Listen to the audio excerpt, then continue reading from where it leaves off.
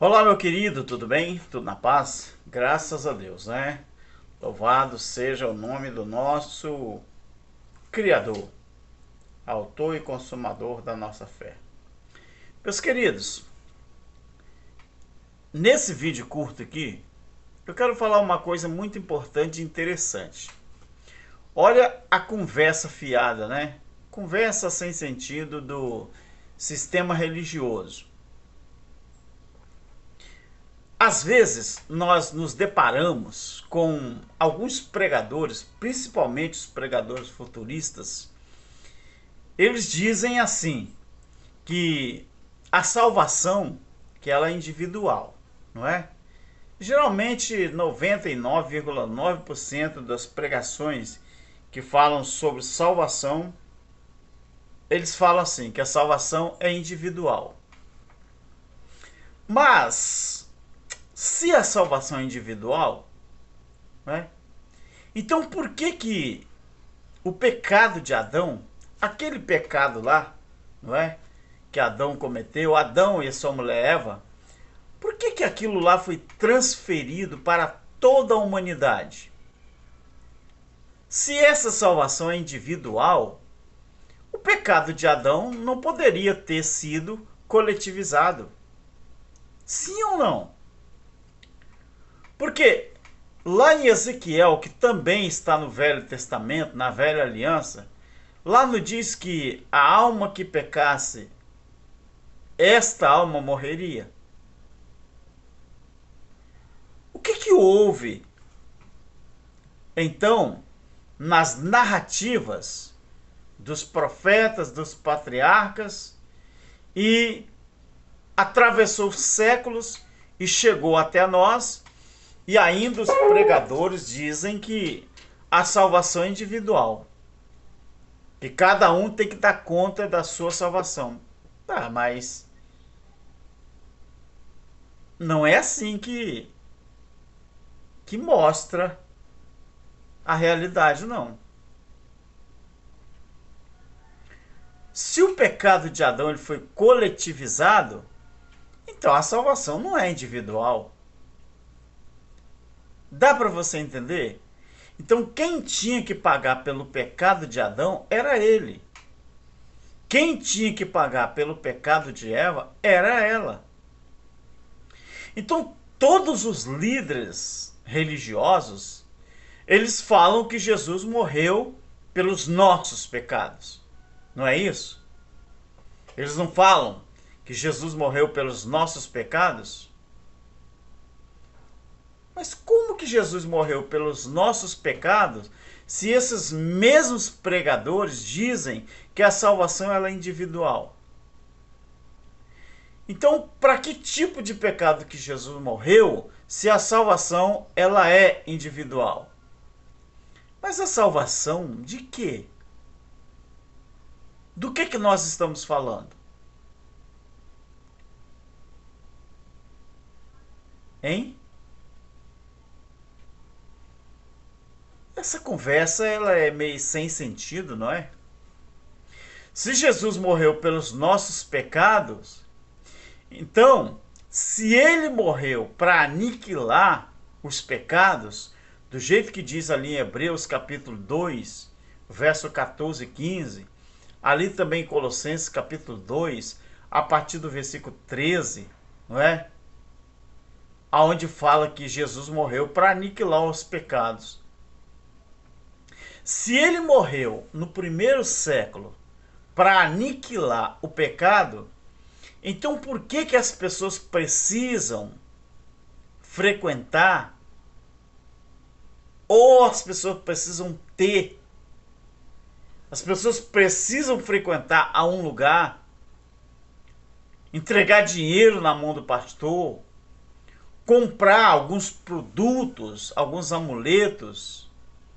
Se ele morreu para aniquilar o pecado, por que as pessoas precisam da bendita religião? Na verdade, não precisam. Só que botaram na cabeça das pessoas que as pessoas precisam de uma religião. Nas pregações dos líderes, dos evangelistas, né, que são metidos a pregadores, pastores metidos a pregadores, mas tudo pregação futurista. Uma hora eles dizem que é salvação individual. Outra hora eles falam que é coletiva. Afinal de contas, em quem vamos acreditar? Eu gostaria que os pastores, os líderes religiosos, respondessem essa pergunta. A salvação é individual ou ela é coletiva? Aonde que está o segredo da resposta?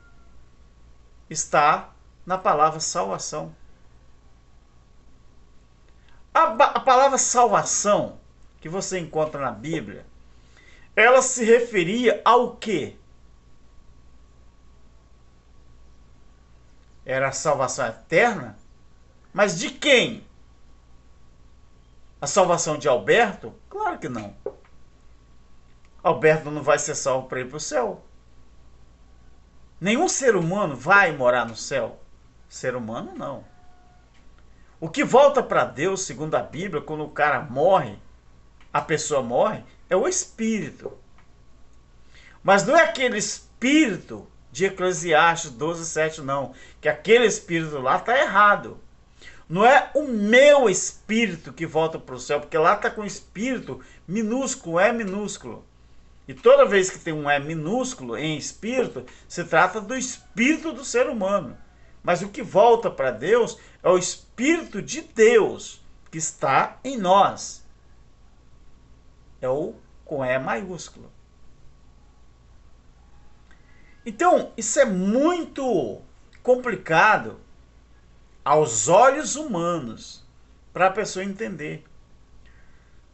Agora, na visão do Evangelho Eterno, que a gente fala sobre o reino de Deus estabelecido, não é difícil você entender.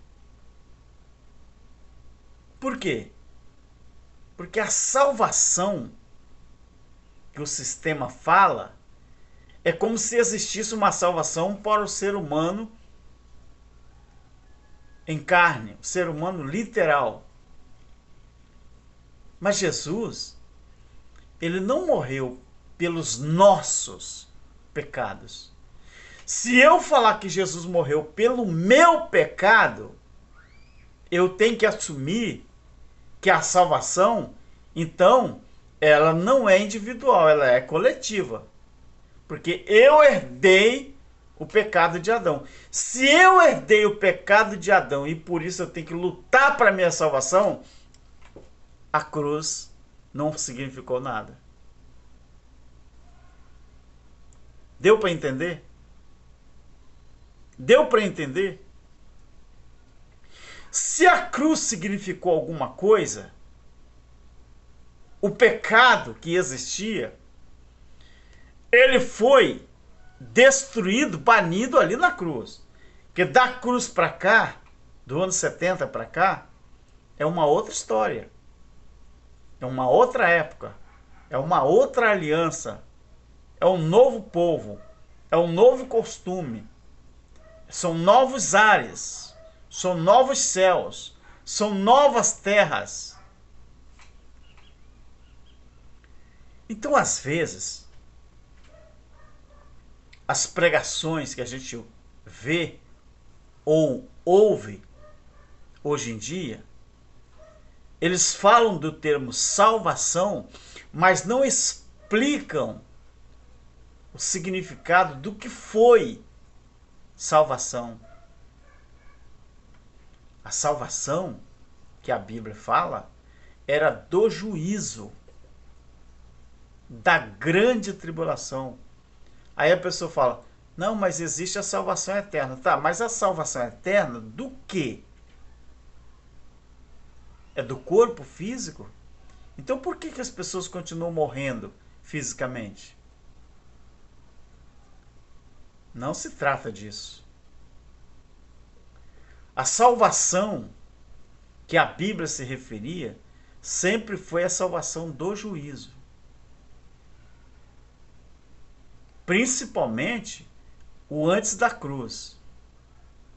antes do juízo.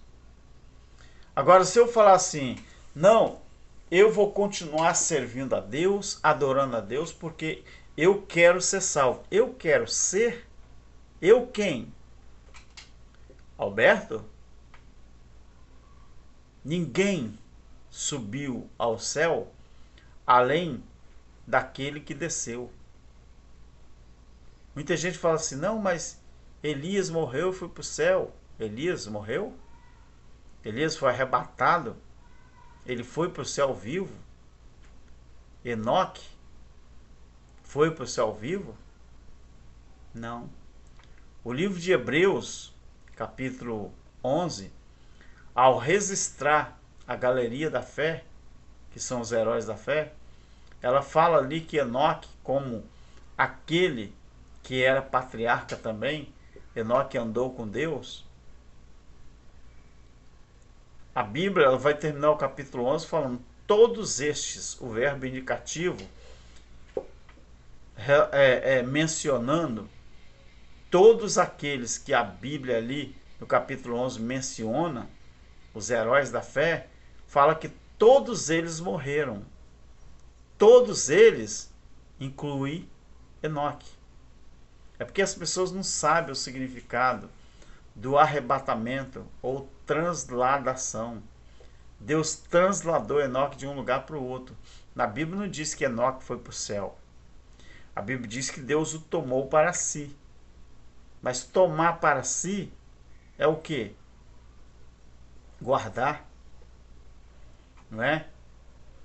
Aí, quando a Bíblia fala de Elias, que ele foi, né, tirado ali da terra, levado para outro lugar num redemoinho, a Bíblia diz também que depois de um certo tempo, o mesmo Elias, você pode pesquisar, ele mandou uma carta a um certo rei. Depois daquele episódio, não é? Do arrebatamento de Elias em carruagem de fogo, a Bíblia diz que ele escreveu uma carta ao rei. Ele escreveu da onde? Do céu? Ou Elias estava em outro lugar? Então, ninguém subiu ao céu, além daquele que desceu, que foi Jesus Cristo. Quer dizer, o próprio Criador na pessoa de Filho, né? Então, meu querido, nem mesmo os religiosos, eles sabem o que fazem. Eles não sabem o que dizem. Uma hora eles falam que salvação é individual, outra hora eles falam que é coletiva. Afinal de contas, nós não temos em quem acreditar a não ser na palavra. Quando você, na visão do Evangelho Eterno, você estuda a Bíblia e procura entender, aí você tira uma conclusão. Então essa conversa sem sentido, essa conversa fiada do mundo religioso aí, isso é só para enganar as pessoas. Se Jesus morreu pelo meu, pelo seu, pelos nossos pecados, então alguma coisa está errada. Por quê? Porque depois da cruz não existia mais pecado. Por quê? Porque a palavra pecado não é um nome próprio, é um adjetivo. Pecado é o nome que foi dado à transgressão da lei. 1 João capítulo 3, versículo 4.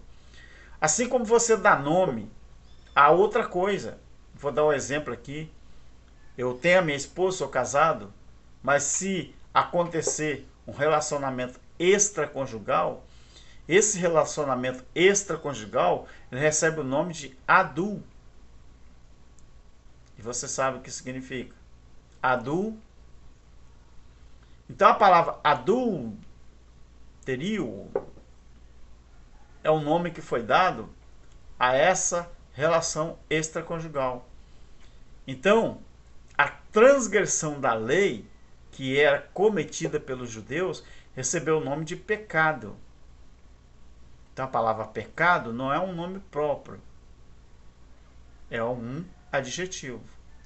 Assim como no Código Penal brasileiro, que os crimes são adjetivados com números, para facilitar o entendimento. Então a mesma coisa.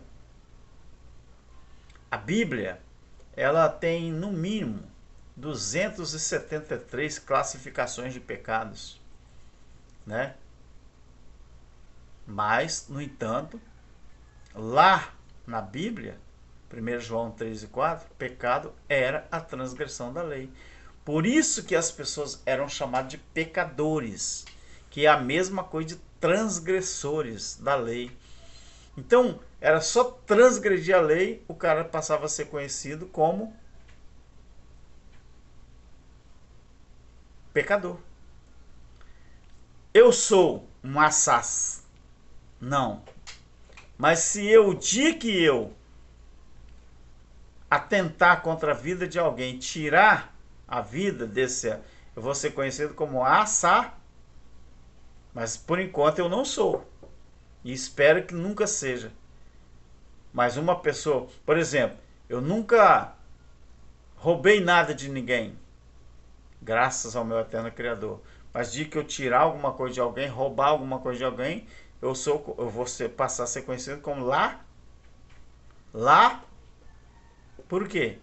Porque eu tirei alguma coisa de alguém, porque eu roubei alguma coisa de alguém. Então, o pecador eram chamados assim os judeus que transgrediam a lei. Não eram todos os judeus que transgrediam a lei, mas a grande maioria. Grande maioria. Então eram chamados de pecadores. Então, meu querido, essa conversa fiada, essa conversa sem sentido, de que a salvação é individual, você deve analisar. Se a salvação é individual, então nós não poderíamos ter, não é, herdado o pecado de Adão. Senão aí seria coletivo ou, né, coletivizada. Eu espero que você entendeu o que eu quis dizer e vamos seguir junto, né? Porque na religiosidade tem umas contradições que só a misericórdia de Deus. E isso é muito ruim, não é? Porque essas coisas só botam as pessoas a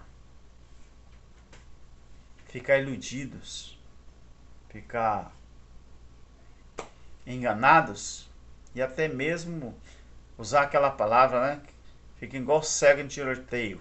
Não sabe para onde vai, não sabe o que fazer. Mas Deus, através da sua palavra, nos garante conhecimento e entendimento. Tá bom? Deus que te abençoe. Tamo junto, meu querido. Até lá.